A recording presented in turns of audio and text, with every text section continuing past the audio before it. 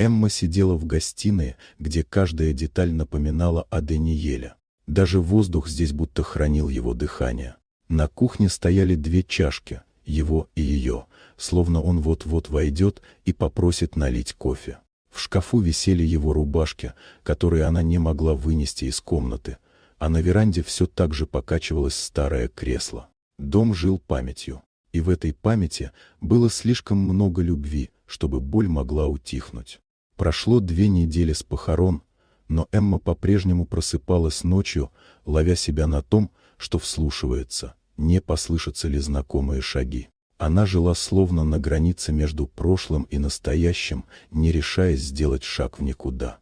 Однажды, разбирая старые вещи, она случайно наткнулась на пыльную шкатулку. Внутри — конверт, перевязанный бледно-синей лентой. Почерк был знаком до боли для Эммы.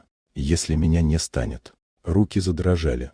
Эмма не смогла открыть его сразу. Она сидела до поздней ночи, сжимая письмо, как будто от этого зависело, вернется ли Дэниел хоть на мгновение.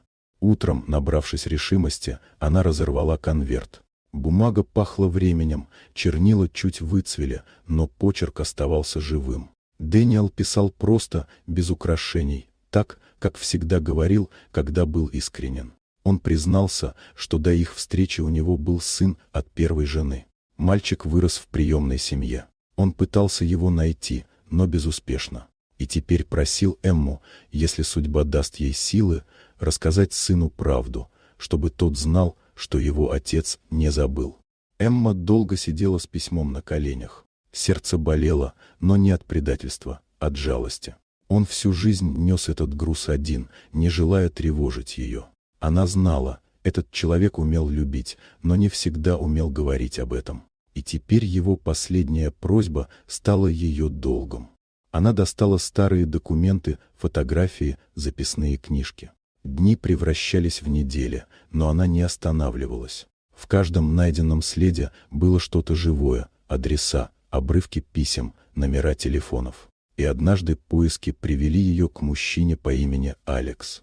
Встреча состоялась в маленьком кафе на углу, где пахло кофе и свежей выпечкой. Эмма принесла с собой конверт и несколько старых снимков.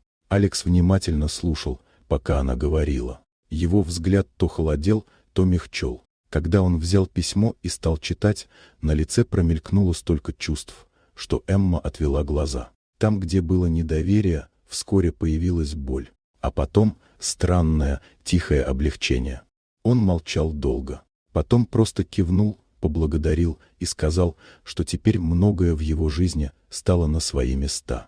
Когда Эмма вышла на улицу, вечернее солнце заливало все вокруг мягким золотом. Мир казался другим, тише, но теплее. Она шла медленно, чувствуя, как внутри растворяется тяжесть. Дэниел ушел, но его любовь продолжала жить, в Алексеевом взгляде, в тех строках письма, в ее собственном сердце.